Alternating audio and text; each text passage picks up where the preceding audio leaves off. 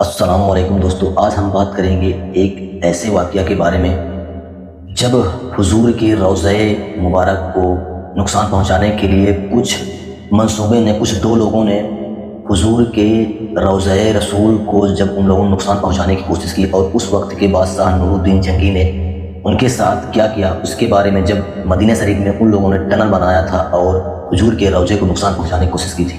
تو شروع کرتے ہیں۔ ہمارا جو یوٹیوب چینل ہے اس میں قصص بیت کے ذریعے سے آپ لوگوں کو اس کہانی کو دکھانے جا رہے ہیں، تو دیکھیے۔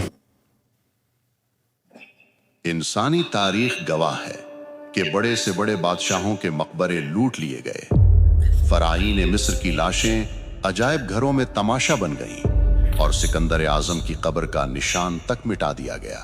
آج تک کوئی بھی دنیا نہیں کے ہر بچا۔ خزانے اور ہر تخت کو زوال آیا، لیکن 1400 سال سے روئے زمین پر ایک مقام ایسا ہے جس کی حفاظت کے لیے زمین اور آسمان خود ڈھال بن جاتے ہیں۔ بے شک یہ مدینہ منورہ ہے اور یہ روضہ رسول ہے، لیکن تاریخ کے سینے میں 1164 عیسوی 1164 عیسوی کا وہ دور تھا۔ آج بھی کانٹے کی طرح چبھتی ہے، جب زمین کے نیچے ایک ایسی ناپاک سازش رچائی جا رہی تھی جس سے عرش بھی کانپ اٹھا تھا۔ ایک سرنگ جو مدینہ میں 1164 میں ایک سرنگ کھودی جا رہی تھی، بلکہ وہ سرنگ کائنات کے سب سے مقدس جسم وجود اطہر صلی اللہ علیہ وسلم پہنچنے کے لیے کھودی جا رہی تھی۔ حضور کے اطہر کے پاس پہنچنے کے لیے مدینہ سو رہا تھا، لیکن ہزاروں میل دور شام کے شہر دمشق میں ایک بادشاہ کی نیند اڑ چکی تھی۔ یہ سلطان نور الدین زنگی تھے، عالم اسلام کے وہ حکمران جن کی ہیبت سے صلیبی بھی کانپتے تھے۔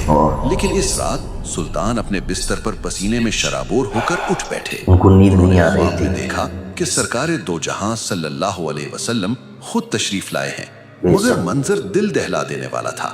رسول اللہ صلی اللہ علیہ وسلم دو شخصوں کی طرف اشارہ کر رہے ہیں جن کے چہرے سرخ اور آنکھیں نیلی تھیں، اور زبان رسالت سے یہ الفاظ نکل رہے تھے: محمود، مجھے ان کتوں سے بچاؤ۔ سلطان زنگی چیخ مار کر اٹھ بیٹھے، جسم کانپ رہا تھا۔ جنگی کے خواب میں حضور آئے تھے، وہ سمجھ نہیں پا رہے تھے کہ اس خواب کا کیا مطلب ہے۔ نبی صلی اللہ علیہ وسلم کو کس سے خطرہ ہو سکتا ہے؟ سلطان نے وضو کیا، نفل پڑھے اور دوبارہ لیٹ گئے، مگر خواب پھر آیا۔ وہی دوسری بار وہی خواب آیا، وہی پکار، مجھے بچاؤ۔ 3 بار ایسا ہوا۔ اب سلطان نور الدین جنگی سمجھ نہیں پا رہے تھے کہ ان کے ساتھ ہو کیا رہا۔ ان کے خواب میں 3 بار یہ خواب آیا ان کو۔ انہوں نے اپنے وزیر جمال الدین موصلی کو طلب کیا۔ یہ وزیر صرف ایک مشیر نہیں بلکہ ایک صاحب بصیرت انسان تھے۔ سلطان نے روتے ہوئے اپنا خواب بیان کیا۔ وزیر نے فوراً کہا: اے سلطان، آپ ابھی تک یہاں بیٹھے ہیں؟ مدینہ منورہ پر کوئی بڑی آفت آئی ہے۔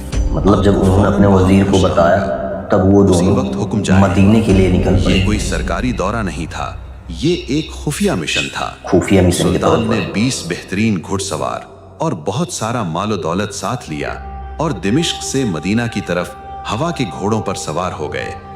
تاریخ لکھتی ہے کہ وہ سفر جو مہینوں میں طے ہوتا تھا، سلطان نے صرف 16 دن میں طے کر لیا۔ ایک مہینے کا سفر 16 دن کے، یعنی کہ ملک شام سے لے کر مدینے تک کا۔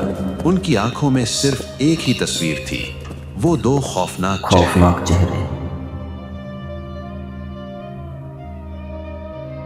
جب سلطان مدینہ پہنچے تو شہر کی فضا سوگوار تھی۔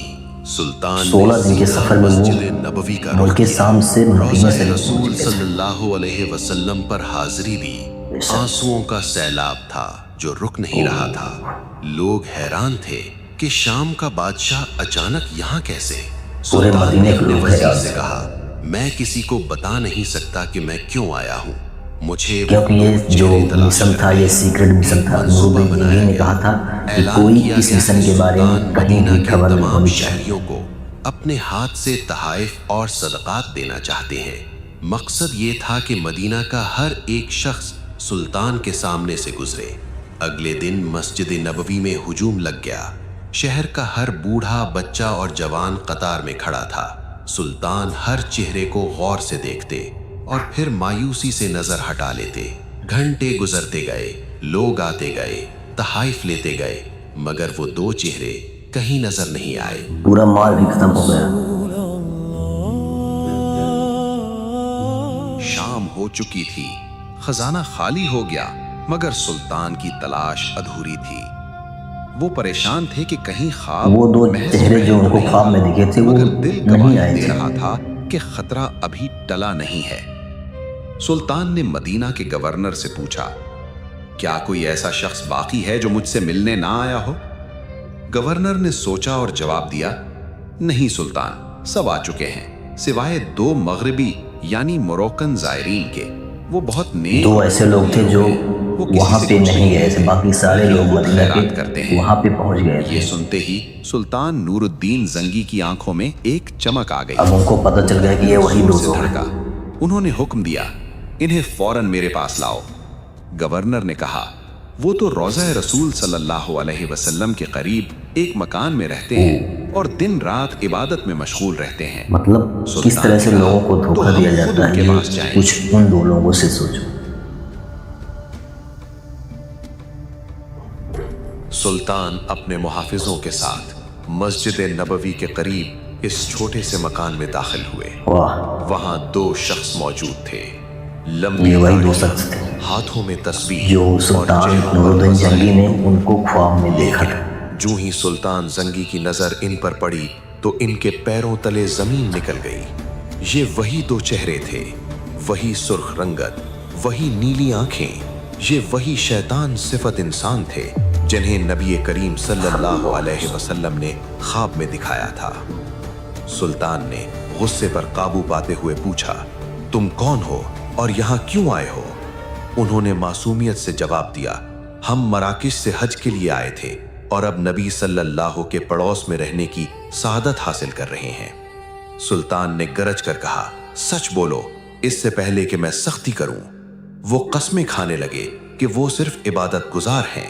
सुल्तान ने इधर उधर देखा, कमरे में सिर्फ चंद किताबें और मुसल्ले यानी प्रेयर मैट्स थे। बज़ाहिर सब कुछ ठीक था। लोग हैरान थे कि सुल्तान इन नेक बंदों पर शक क्यों कर रहे हैं, लेकिन सुल्तान का यकीन पुख्ता था। वो खुद आगे बढ़े, कमरे में बिछी हुई एक चटाई को हटाया। नीचे फर्श था, लेकिन जब उन्होंने फर्श को ठोका तो आवाज खोखली आई। सुल्तान ने हुक्म दिया, इसे खोदो। सिपाहियों ने मिट्टी हटाई तो नीचे एक लकड़ी का तख्ता था और जब वो तख्ता हटाया गया तो वहां मौजूद हर शख्स की चीख निकल गई। नीचे किस तरह से उन लोगों ने साजिश रची थी सुरंग की और किस तरह से सुरंग उन लोगों ने बनाई थी। सीधी रोज़े अतहर की दीवारों की तरफ जा रही थी। सिर्फ चंद गज का फासला रह गया था। अगर सुल्तान जंगी के आने में एक दिन की भी ताखीर हो जाती तो ये जालिम अपने नापाक अज़ाइम में कामयाब हो जाते। अब वो दोनों कांप रहे थे। सुल्तान की तलवार उनके सर पर अब उनका जो भांडा था वो पूरी तरह से फूट चुका सच था। बदल दिया। उन्होंने एतराफ किया कि वो मुसलमान नहीं हैं बल्कि ईसाई क्रिश्चियंस हैं और उन्हें स्पेन अंदलुस के ईसाई हुक्मरानों ने भेजा है। स्पेन से वो आए सुबह थे, ये था इतना दूर कि वो से सुरंग मदीने खोदकर के रोज़े नबी रसूल को सल्लल्लाहु नुकसान अलैहि पहुंचाने वसल्लम का सोचो। जिस्म मुबारक निकालें और उसे यूरोप ले जाकर मुसलमानों को ज़हनी शिकस्त दें। माशाअल्लाह, वो रात को सुरंग खोदते थे, किस तरह से लोग साजिश करते चमड़े के हैं। थैलों में भरकर मदीना से बाहर फेंक आते थे। वो बज़ाहिर रोजे रखते और नमाजें पढ़ते। मतलब मुसलमान भी नहीं थे, फिर भी दिखावे के लिए वो किस तरह से नमाजें पढ़ते, रोजे रखते थे और इबादत करते थे। खून उतर आया। सुल्तान नूरुद्दीन जंगी ज़ारो क़ितार रोने लगे। अल्लाह के नेक बंदे जो होते हैं वो किस तरह से होते हैं। तेरा करोड़ों बार शुक्र है कि तूने और इस अल्लाह का खिदमत शुक्र के किया लिए जाता है। इस नाचीज नूरुद्दीन को चुना। अगली सुबह मदीना की तारीख का एक इबरतनाक दिन था। इन दोनों मुजरिमों को उसी जगह लाया गया जहां उन्होंने ये साजिश रचाई थी। सुल्तान के हुक्म पर इन दोनों को मस्जिद नबवी के बाहर इबरतनाक सजा दी गई। उन्हें कत्ल कर दिया गया ताकि रहती दुनिया तक कोई दोबारा ऐसी जसारत करने का सोच भी न सके। ये फितना पूरे लोगों के सामने, पूरे कौम के सुल्तान सामने। का दिल अब भी बेचैन था। उन्हें डर था वो अब भी बेचैन थे। उन दोनों को सजा देने के बाद भी इसलिए انہوں نے ایک ایسا فیصلہ کیا جو آج بھی مدینہ کی زمین کے نیچے محفوظ ہے۔ اللہ، سلطان نور الدین زنگی نے مدینہ چھوڑنے کا انکار کر دیا۔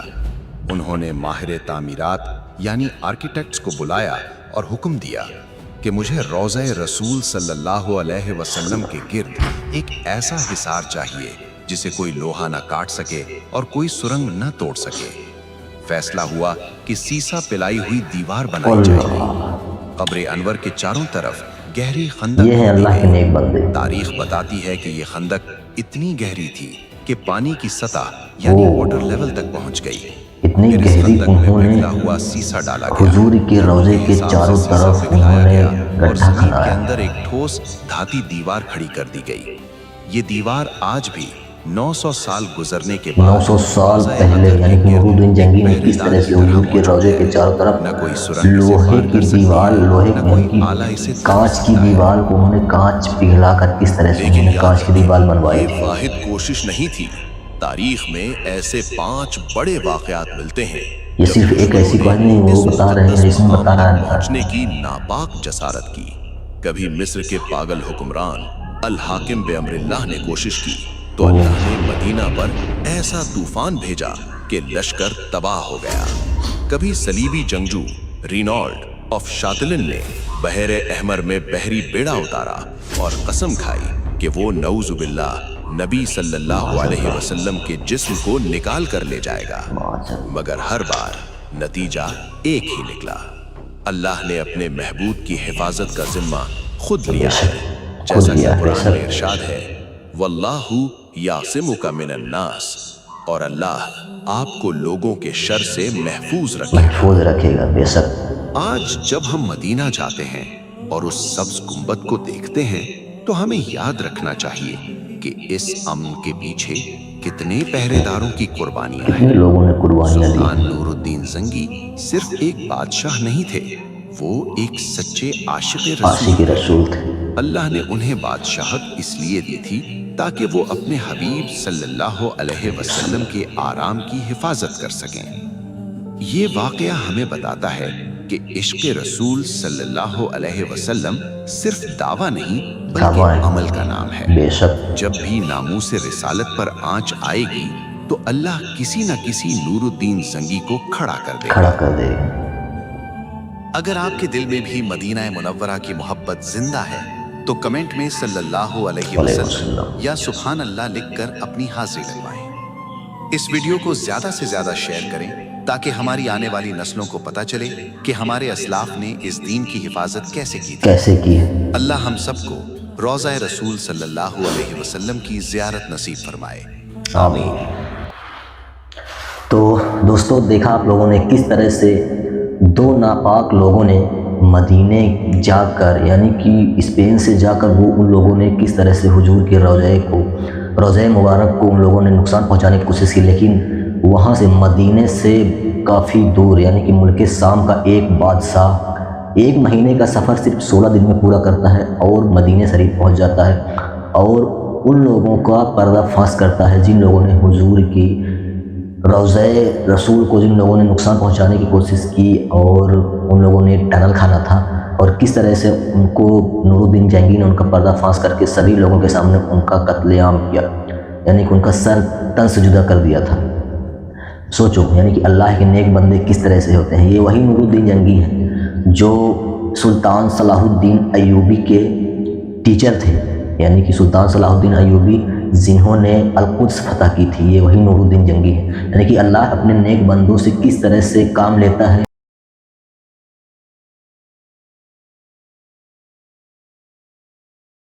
وہ صرف ایک بادشاہ نہیں تھے بلکہ وہ ایک مجاہد تھے، یعنی کہ اللہ کے یا ہمارے حضور کے دین کو حفاظت کرنے والے ایک مجاہد تھے۔